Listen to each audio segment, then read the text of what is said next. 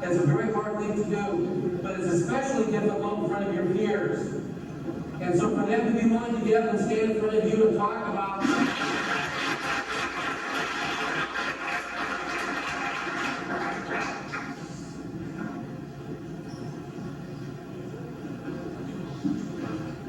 Hello, as Greg said, my name is Danny again.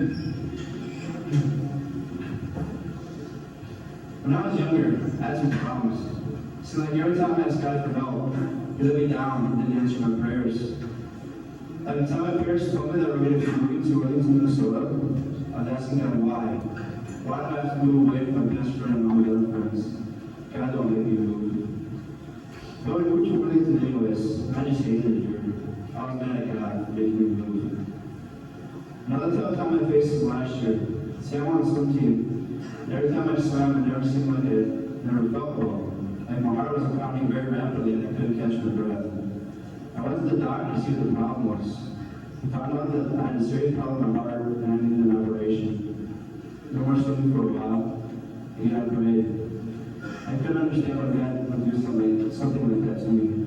I was mad at God. Before I left out my operation, a few of my friends told me that they'd be praying for me. It didn't mean much to them, but it means a lot to me now. I realize now that I have friends who care, and with God's love, good things are bound to happen. After my operation, I came back home. Some of my friends asked me to attend some kind of beach party that their new church was having. Similar to this one, exactly a year ago from tomorrow. I said, no way, that's not my kind of thing. Church? I don't have any fun there. But they kept on asking me to go, so I finally said yes. So I went to the beach party and had a blast. Halfway through the party, they had a program. Some of my friends shared about the relationship with God and how it changed their lives. After that, Pastor Greg preached a sermon. And he said, if anyone wanted Christ to come in the heart, to pray, that you would. So I did. It was great. After the party, I heard God telling me I want to know for sure that he was inside of me. A couple of days later, one of my friends asked me to attend something called the Discipleship Bible Study. So I went. At the end of the study, we all prayed together. When it came my turn to pray, I could sense that God was really inside of me, and I was real. And that's when I started to cry. Then I knew God answered my prayers. It was one of the best moments in my life. It wasn't long after that I noticed God changed my life. Before I met Christ, me and my old friends used to be swearing all the time, and I didn't think it was wrong. But shortly after becoming a Christian, I was able to stop that bad habit. My new friends were great help and encouraged me all the way. One of the most important things that I learned this summer in Kansas City on a summer retreat is that if you're a Christian, you gotta walk the walk and talk the talk. That's one of the hardest things for me right now. Because I don't spend a lot of quiet time with God, and some of the things I do and some of the music I listen to is not that good. But I'm getting better. Another hard thing is that my other friends are making fun of me because I've changed.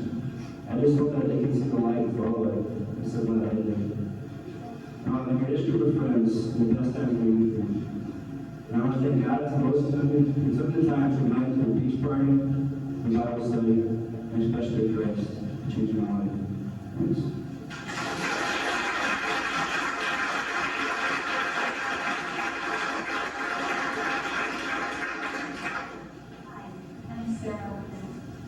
I was 8 years old when I accepted Christ as my Savior. In my elementary and early junior high years, I lived a Sunday Christian life. It wasn't until the middle of my 9th grade year that my faith was tested.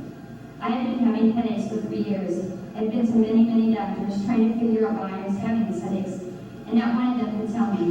They all thought I had psychological problems. Doctor after doctor told me it was all in my head. Finally, after months of more headaches, seeing numerous therapists, fighting with my parents about going to school because of my headaches, and spending all my time in the nurse's office when I did go, my family and I found out what was wrong with me. It really was all in my head. I had a malignant brain tumor that was the size of a baseball. I was told that my chances were slim, and if the tumor had not been found when it was, I would have had only a few weeks to live because the tumor had already compressed my brain stem as thin as a piece of paper. That's when I learned about putting all your trust and casting all your cares on Him. I went through an 8-hour surgery, 6 weeks of radiation, and 1 year of chemotherapy. People were praying for me all the time. God was in control the whole time. God brought me through even more rough times when I was being treated for cancer. Many of my friends I was in treatment with lived, but many of them died. I also saw many people diagnosed, including my good friend Heather Johnson. God cured me of my cancer. Through this traumatizing time, for me, my family, and friends, I finally learned that if I'm going to make it in this world, I have to give all my mind, all my body to Christ. I have to look to Him for all my needs and worries and praise Him for everything. Since this time, I have rededicated my life to Him and have seen Him make many miracles happen. In my life, in the lives of my friends, things that God can only make realistic.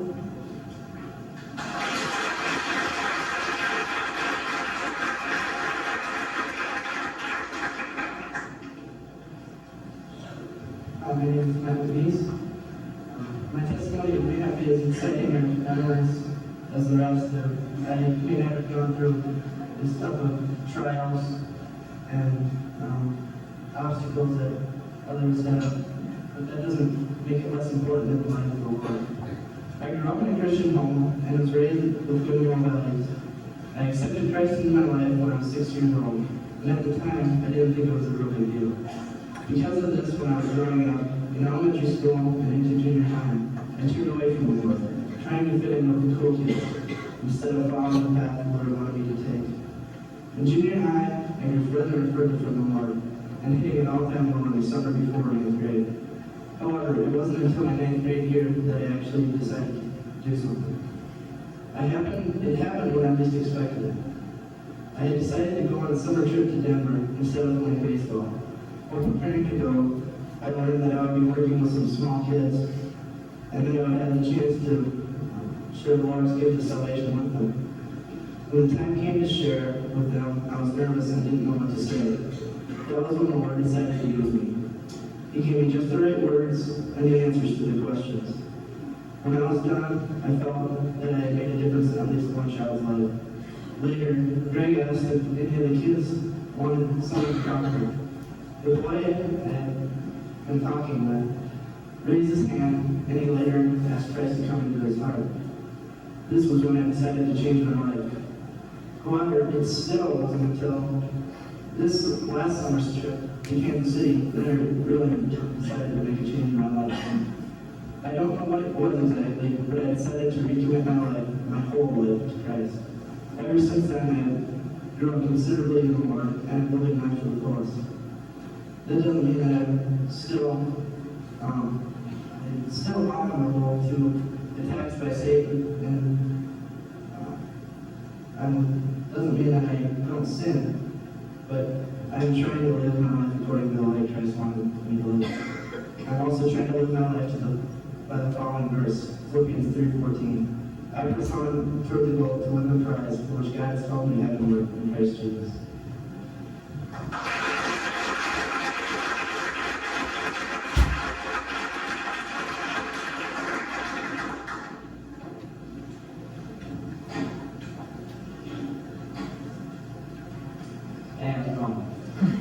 My name's Corey Hoffman, and my testimony might be a little bit different from everybody else's.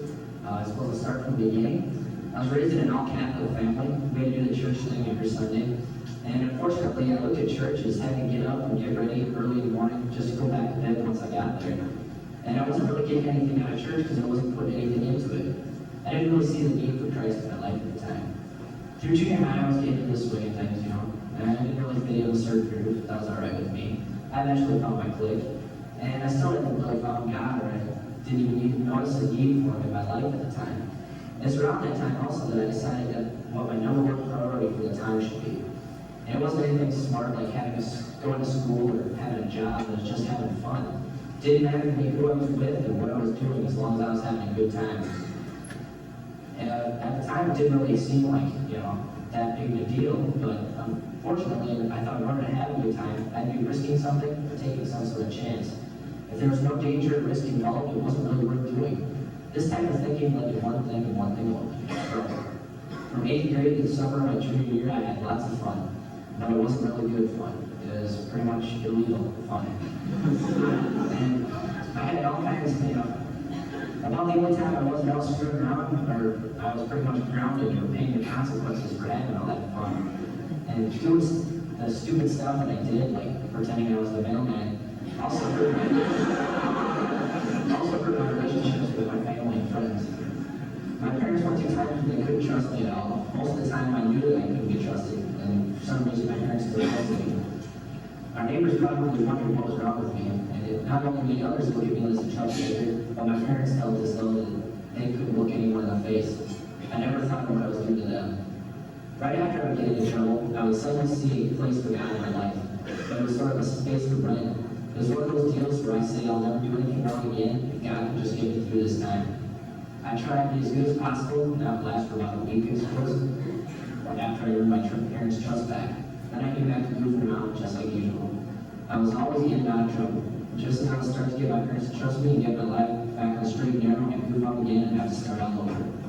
Luckily, somewhere around the 10th or 11th grade, I had a good friend who still believed in me and invited me to a youth group. I started going there regularly and made a ton of great friends. I went on a few trips, but I still had a temporary thing with God. I went on a Kansas City trip last summer that it was on the Kansas City trip last summer that I finally realized I found. I saw that I was leading two separate lives. Around youth group, I would put on a mask that wasn't me at all. I'd act completely different once I left. I'd be back to that who cares type of attitude, like everyone else is doing it, so why can't I? During the trip, Greg had a friend that invites everyone who wants to say it with it and ask God to come into your life. I had prayed the third or fourth, it was always a temporary thing. This time I was looking for God and for help in keeping my promise. That trip opened my eyes to many things that I didn't see before.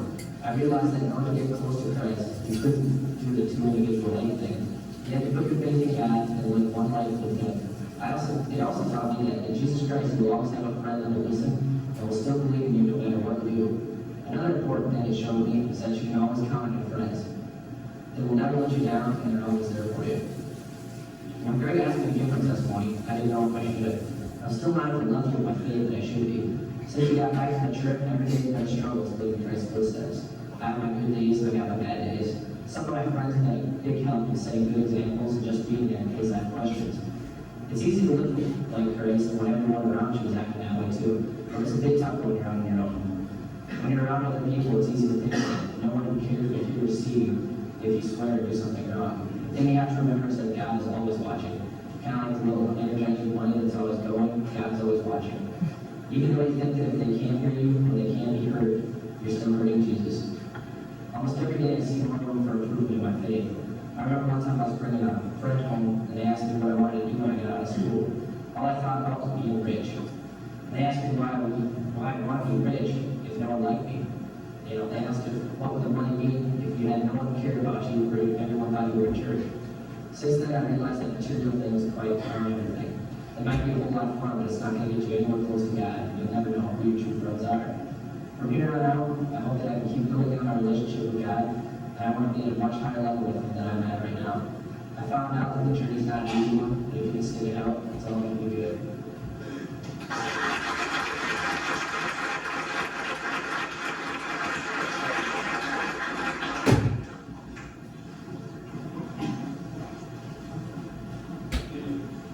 Hello, I'm Christy Close. God will whisper, God will shout. If there are 1,000 steps between us and Him, He'll take all but one. But He will leave the final one for us. The choice is ours. Those words, written by author Max Lucado, really capture how the Lord has worked in my life.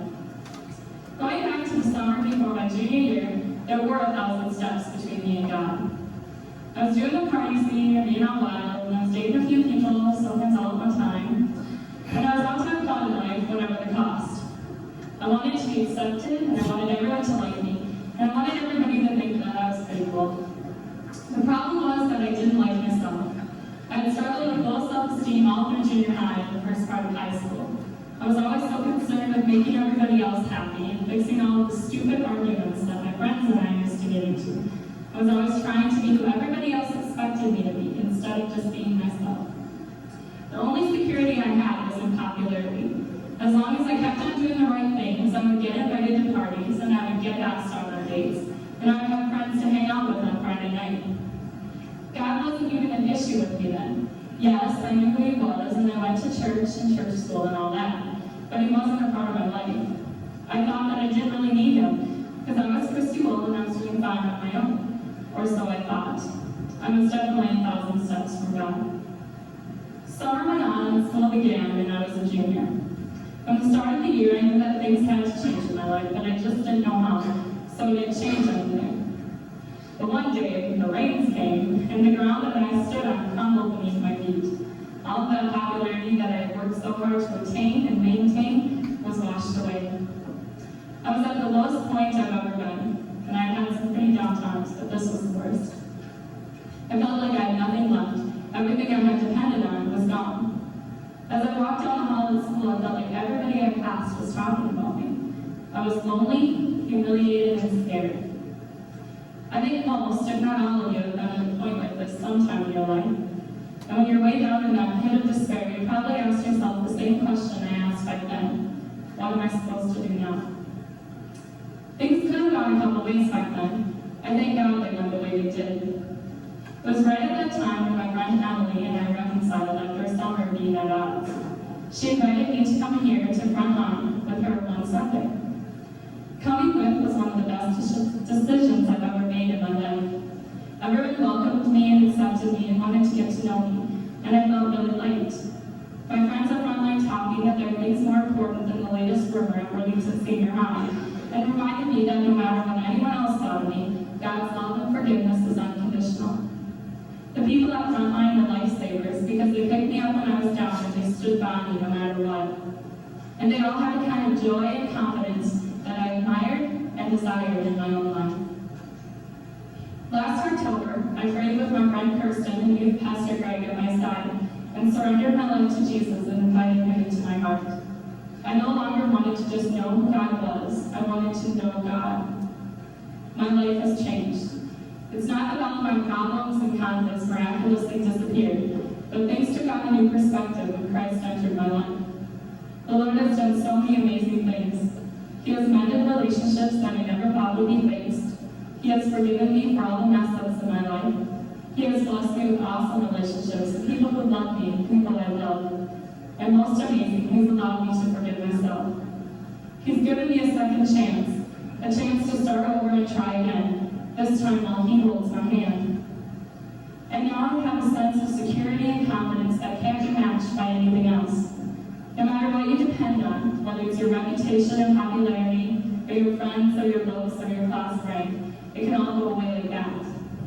I've learned that friends may leave you and all the things in this world may crumble, but the Lord will never leave. He's always there. Even when we are far from Him, He desires to be close to us. He used what was a terrible situation in my life to lead me to a closer walk with Him. He stands at the door of our lives and knocks, and He wants to be let in, but the choice is ours. I'd like to close with one of my favorite verses, Psalm 81:7.